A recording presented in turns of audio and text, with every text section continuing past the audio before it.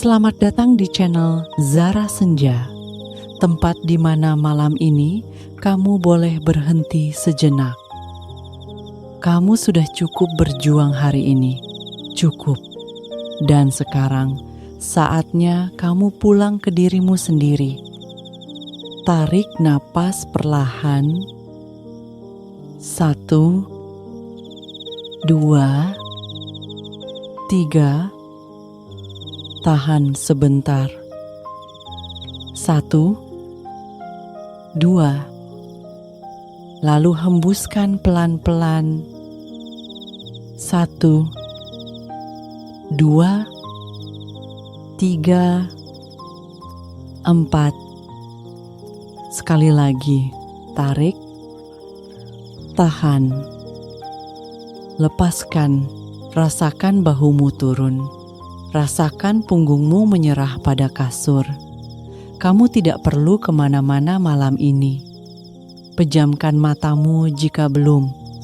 Biarkan telapak tanganmu terbuka, seperti kamu sedang melepaskan sesuatu yang sudah terlalu lama kamu genggam. Dengarkan suara di sekitarmu, biarkan ia lewat, bukan kamu kejar. Malam ini, aku akan menemanimu dengan 3 kisah tentang seorang raja yang menemukan makna bukan di singgasananya, tapi di sebuah mangkuk tanah liat yang retak.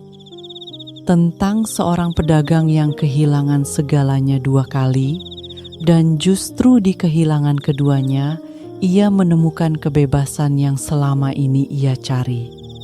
Dan tentang seorang murid yang menempuh perjalanan jauh untuk mencari jawaban hanya untuk menyadari bahwa gurunya tidak pernah bermaksud mengajar, melainkan menunggu hingga ia siap untuk mendengar.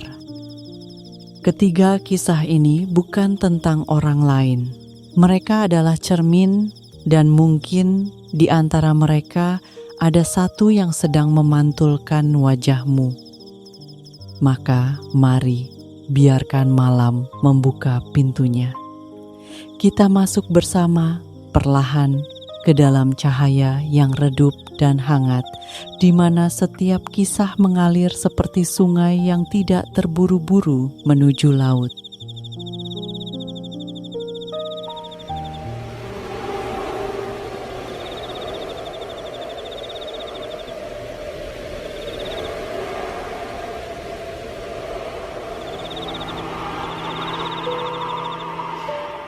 Di sebuah kerajaan yang musim gugurnya datang lebih cepat dari biasanya, hiduplah seorang raja yang sudah lama lupa cara berjalan tanpa tujuan. Setiap hari, ia menandatangani surat, memutuskan perkara, menerima hormat dari orang-orang yang tidak pernah benar-benar menatap matanya. Maka suatu sore, ketika cahaya matahari jatuh miring dan angin membawa bau tanah basah, ia melepas jubahnya. Ia turun ke pasar sendirian tanpa mahkota, seperti orang biasa yang hanya ingin tahu seperti apa rasanya jadi bagian dari keramaian. Di sudut pasar yang paling sepi, ia melihat seorang lelaki tua duduk di atas batu. Di tangannya sebuah mangkuk tanah liat, retak di 3 tempat. Salah satu bibirnya sumbing. Namun, lelaki itu memegangnya seperti memegang sesuatu yang sangat berharga. Raja berhenti. "Orang tua," katanya pelan, "aku bisa memberikanmu mangkuk baru. Lebih indah, lebih kuat, tidak akan bocor." Lelaki tua itu mendongak. Matanya tenang seperti danau di pagi hari sebelum angin datang. "Mangkuk ini sudah menemani saya 20 tahun, kata lelaki tua itu. Justru karena itu, Raja menjawab, "Sudah waktunya diganti." Lelaki tua menggeleng pelan, bukan dengan keras, bukan dengan marah, hanya menggeleng, seperti orang yang sudah terlalu sering menjelaskan sesuatu yang sulit dipahami. "Retakan ini bukan kerusakan, Tuan. Retakan ini adalah catatannya. Di sini," ia menunjuk salah satu retak. Seorang anak kecil pernah menjatuhkannya waktu sedang haus dan berlari kencang. Di sini, ia menunjuk yang lain. "Mangkuk ini pernah jatuh di musim dingin ketika saya sendiri hampir tidak kuat berdiri." Raja diam. "Kalau saya ganti dengan yang baru, siapa yang akan ingat anak kecil itu? Siapa yang akan ingat musim dingin itu?" Raja tidak menjawab. Ia hanya berdiri di sana, di antara keramaian pasar yang mulai sepi, merasakan sesuatu bergeser di dalam dadanya. Selama ini, ia selalu ingin segala sesuatu sempurna.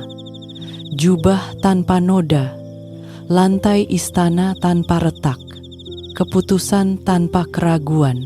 Ia tidak pernah sadar bahwa ia sudah lama menghapus semua catatan dari hidupnya sendiri. Raja merogoh sakunya. Ia mengeluarkan sekeping koin emas, lalu meletakkannya bukan ke dalam mangkuk, tapi di samping tangan lelaki tua itu. "Terima kasih," kata raja.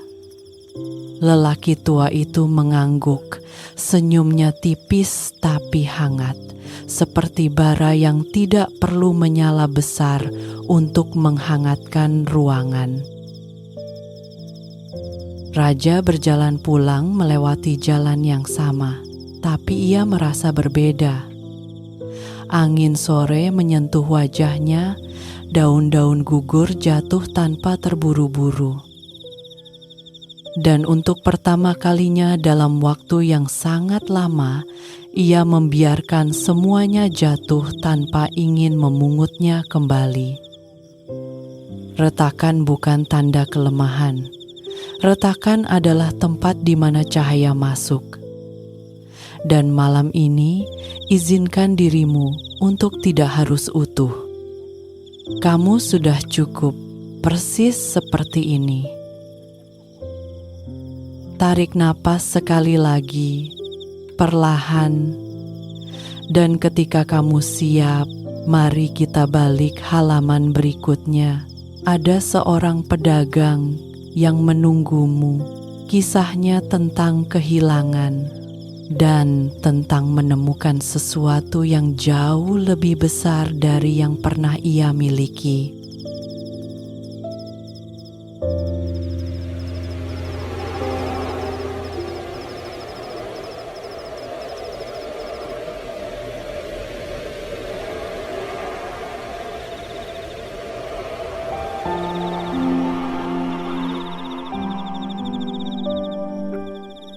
Di kota pelabuhan yang selalu berbau garam dan kayu basah, hiduplah seorang pedagang bernama Harun.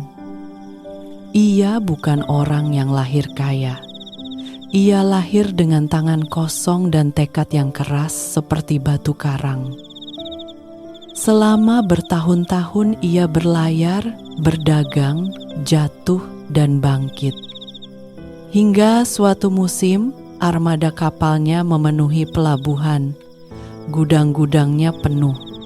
Namanya dikenal dari ujung ke ujung kota.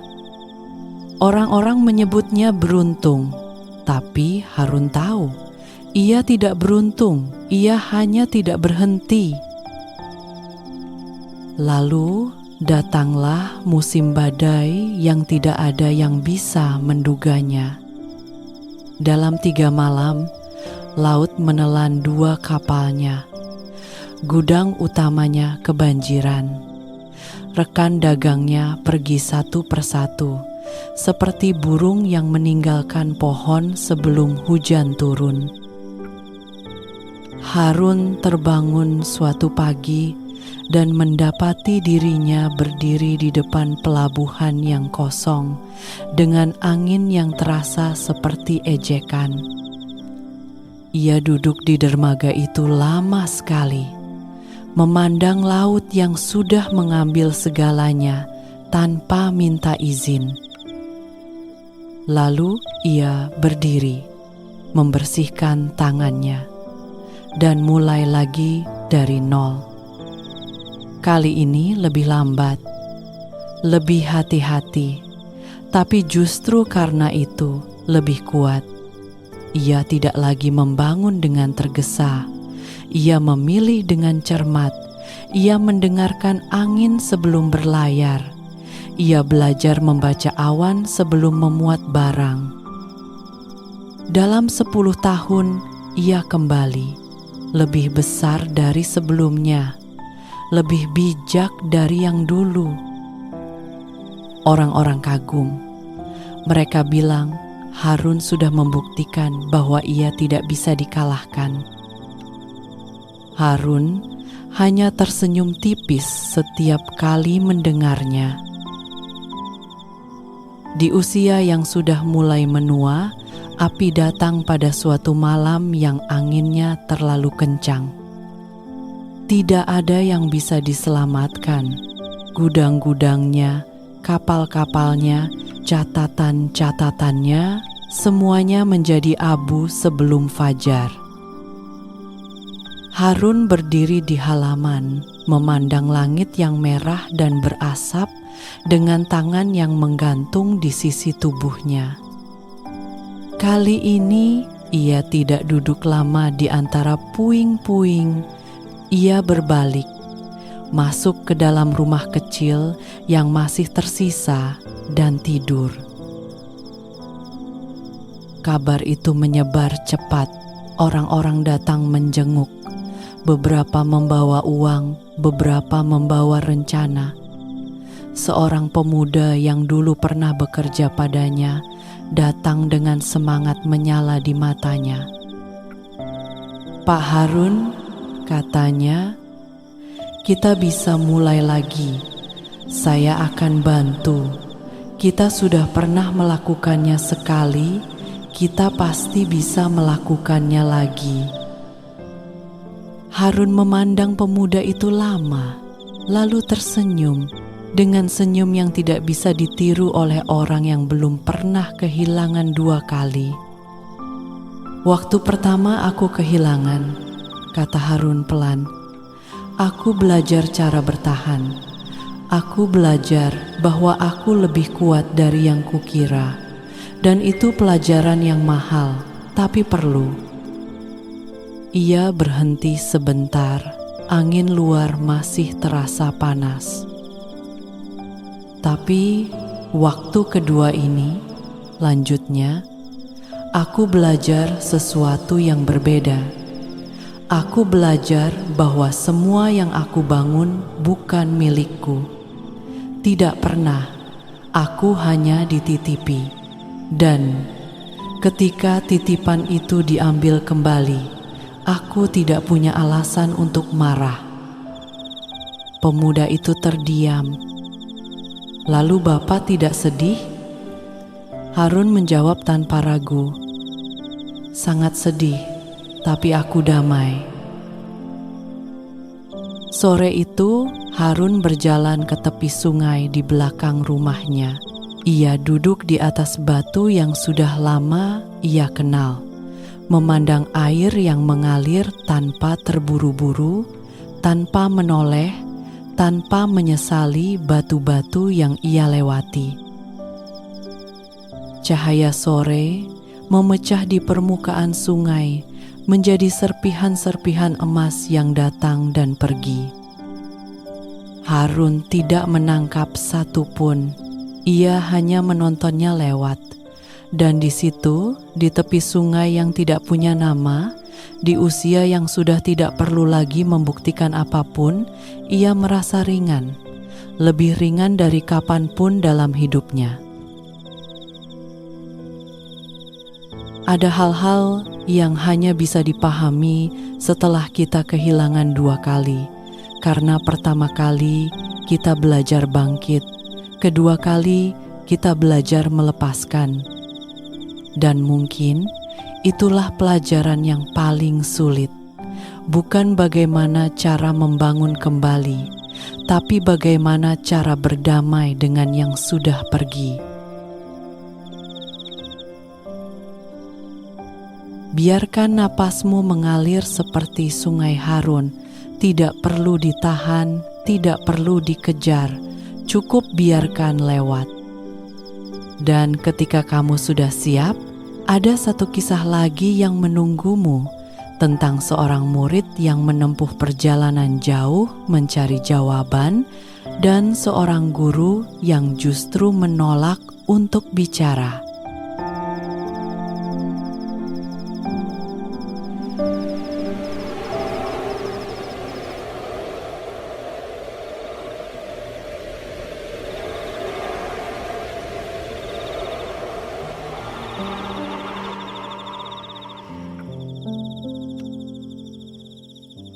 Di ujung sebuah desa yang dikelilingi hutan pinus, ada sebuah bukit yang puncaknya selalu diselimuti kabut tipis di pagi hari. Orang-orang desa bilang di sana tinggal seorang guru. Tidak ada yang tahu namanya, tidak ada yang tahu berapa usianya. Yang mereka tahu hanya satu hal. Siapapun yang pernah naik ke sana turun dengan wajah yang berbeda. Farhan mendengar cerita itu pertama kali saat ia masih remaja, dan sejak saat itu ia tidak bisa berhenti memikirkannya. Farhan bukan murid biasa. Sejak kecil, ia selalu ingin menjadi yang paling tahu, paling cepat mengerti, paling tajam bertanya. Di setiap sekolah yang ia masuki, ia duduk di barisan paling depan. Di setiap diskusi, ia yang paling banyak bicara. Tapi ada satu perasaan yang tidak pernah bisa ia jelaskan. Perasaan bahwa seberapapun banyak yang ia pelajari, ada sesuatu yang masih kurang. Seperti wadah yang terus diisi, tapi selalu terasa kosong di dasarnya. Maka di usia 23, ia memutuskan untuk naik ke bukit itu. Perjalanannya memakan 2 hari, kakinya lecet, punggungnya pegal.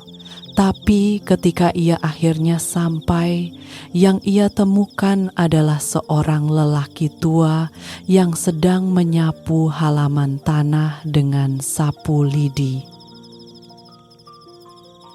Farhan membungkuk hormat. "Guru, saya datang dari jauh. Saya ingin belajar tentang kebijaksanaan."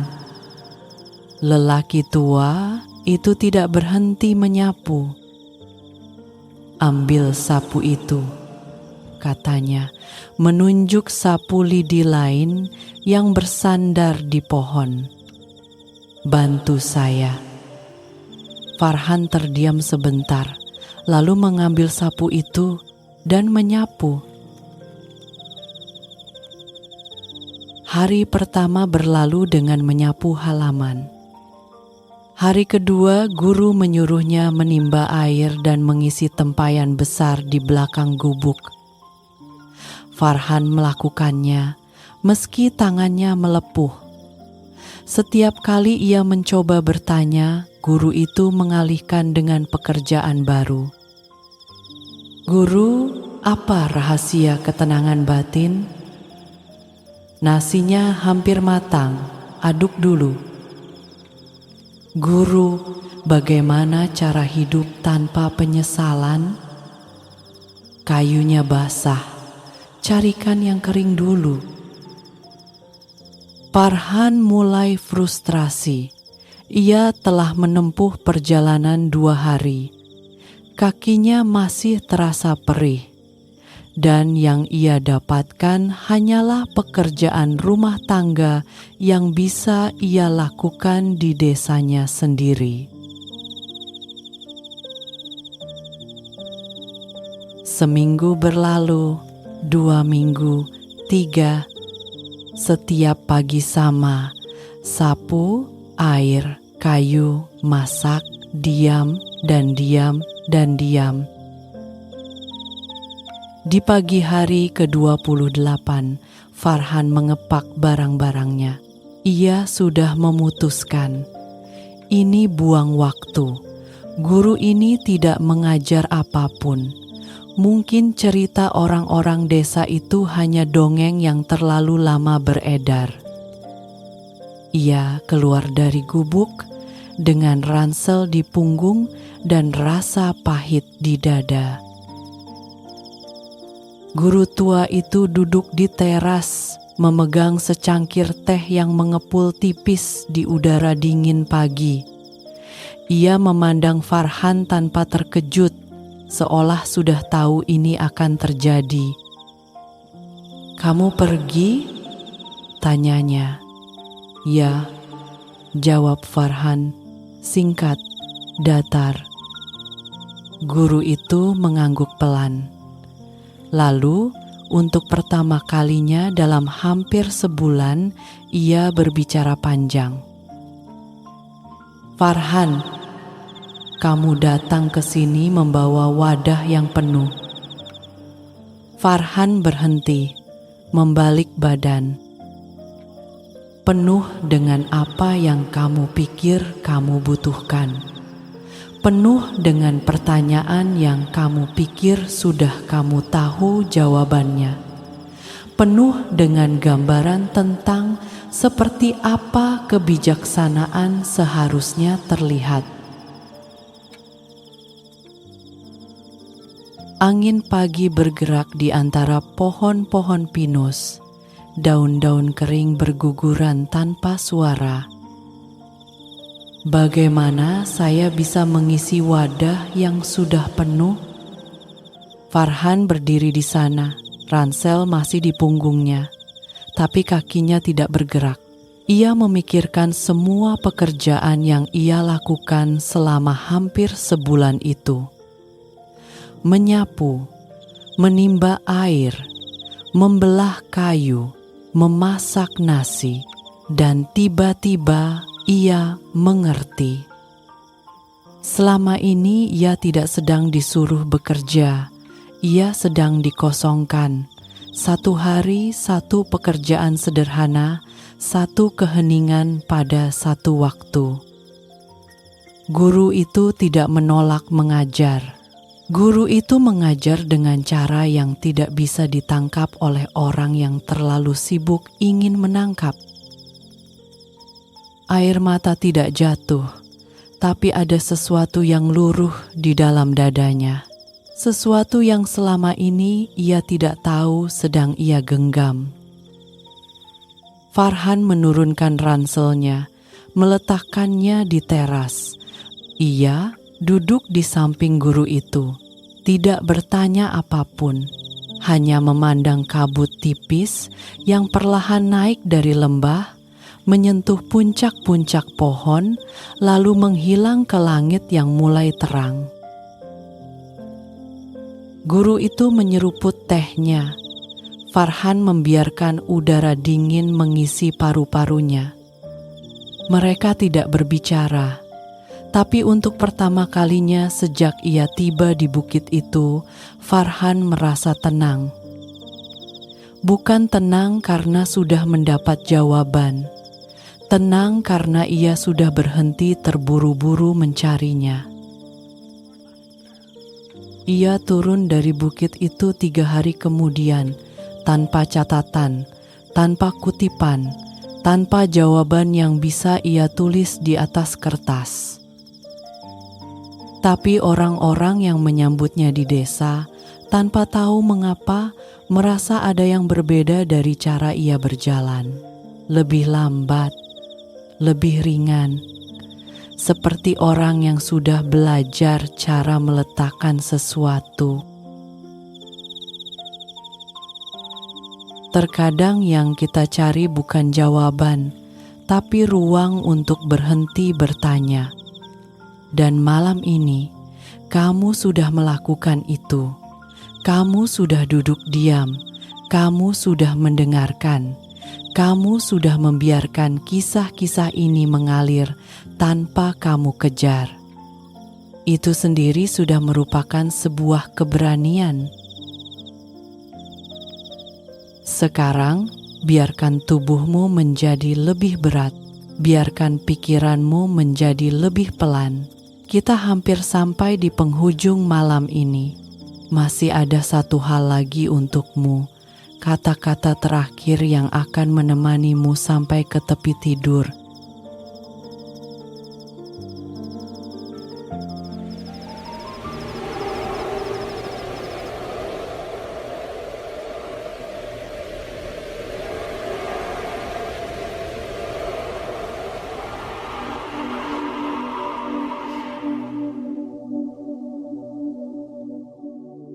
Kisah-kisah itu kini perlahan menutup dirinya sendiri. Seperti buku yang ditutup dengan lembut di malam hari. Seperti lilin yang padam bukan karena ditiup, tapi karena malamnya memang sudah cukup terang. Sekarang, kembalilah ke sini, ke ruanganmu, ke kasurmu, ke napasmu yang naik dan turun dengan tenang. Kamu tidak perlu pergi kemana-mana lagi malam ini. Kamu sudah sampai. Hari ini, dengan segala beratnya, sudah kamu lewati. Mungkin tidak sempurna. Mungkin ada yang terlewat. Mungkin ada kata yang ingin kamu tarik kembali, atau keputusan yang masih terasa menggantung. Tapi kamu tetap ada di sini. Kamu tetap bernafas. Dan itu, dengan segala kesederhanaannya, adalah sebuah keberhasilan. Hari ini cukup, kamu cukup. Beristirahat bukan berarti menyerah. Beristirahat adalah cara tubuhmu mengatakan bahwa ia masih ingin berjuang besok. Bahwa ia masih percaya ada hari lain yang layak untuk disambut. Maka malam ini, izinkan dirimu untuk berhenti. Lepaskan semua yang masih kamu pikul. Biarkan bahumu turun. Biarkan rahangmu mengendur. Biarkan tanganmu terbuka. Tidur adalah hadiah, dan kamu layak menerimanya. Tidak ada yang perlu kamu selesaikan malam ini. Tidak ada yang perlu kamu pikirkan. Tidak ada yang perlu kamu khawatirkan. Semua itu bisa menunggu, tapi tubuhmu tidak bisa. Hatimu tidak bisa. Mereka sudah menunggu seharian untuk momen ini. Momen di mana dunia mengecil menjadi hanya sebesar napasmu. Tarik napas sekali lagi, perlahan. Rasakan udara itu masuk, menyentuh setiap sudut yang lelah, lalu lepaskan. Bersama napas itu, lepaskan juga hari ini, sepenuhnya. Malam ini milikmu. Biarkan matamu menjadi berat, biarkan pikiranmu mengapung, perlahan, seperti daun yang jatuh ke permukaan air yang tenang, tidak kemana-mana, hanya mengambang, hanya beristirahat. Kamu aman, kamu cukup, kamu dicintai. Selamat tidur.